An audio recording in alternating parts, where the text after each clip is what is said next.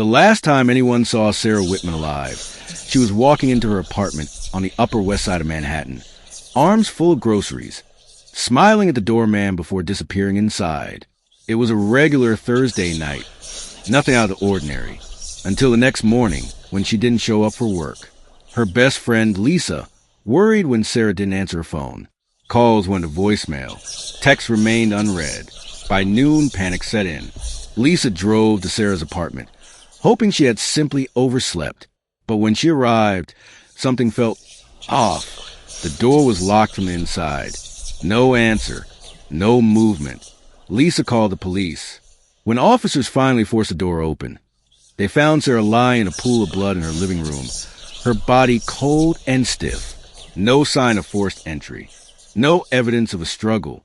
Just silence, except for the eerie, blinking light of Sarah's smart home device. It had been listening. Detectives combed through the crime scene. There were no signs of robbery, no broken windows, and no indication that Sarah had let someone in under duress. Whoever had killed her had done so quietly, methodically. The coroner's report confirmed she had died between 11:30 p.m. and midnight. Cause of death: a deep stab wound to the heart. One precise cut, no hesitation, no struggle. Lisa told investigators that Sarah had recently started dating someone new, a man named Daniel Foster, a charming, successful architect she had met online. But when detectives tried to contact him, he was nowhere to be found. His number was disconnected. His social media accounts had vanished overnight. It was as if he had never existed. Desperate for clues, detectives turned to Sarah's smart home device. While it hadn't recorded the actual murder, it had picked up something chilling just minutes before she was killed. A voice. A male voice. Whispering. The audio was grainy, but one phrase stood out. "You shouldn't have done that, Sarah." The voice was low, almost amused. Then silence.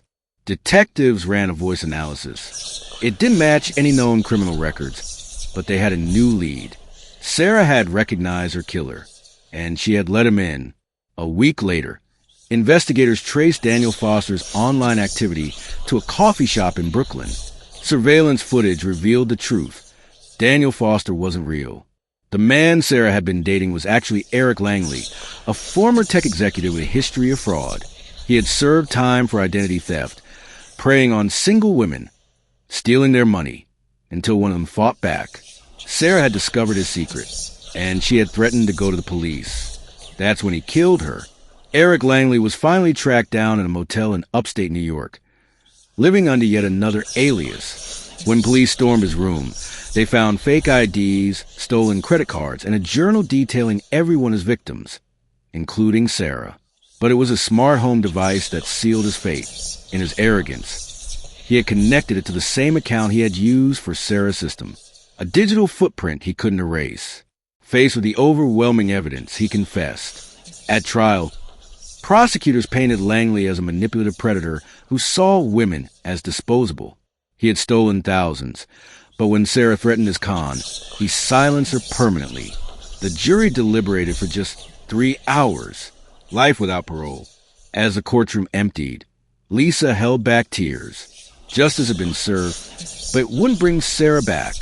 The only comfort was knowing that Sarah's silent witness, her smart home device, had spoken loud enough to catch a killer.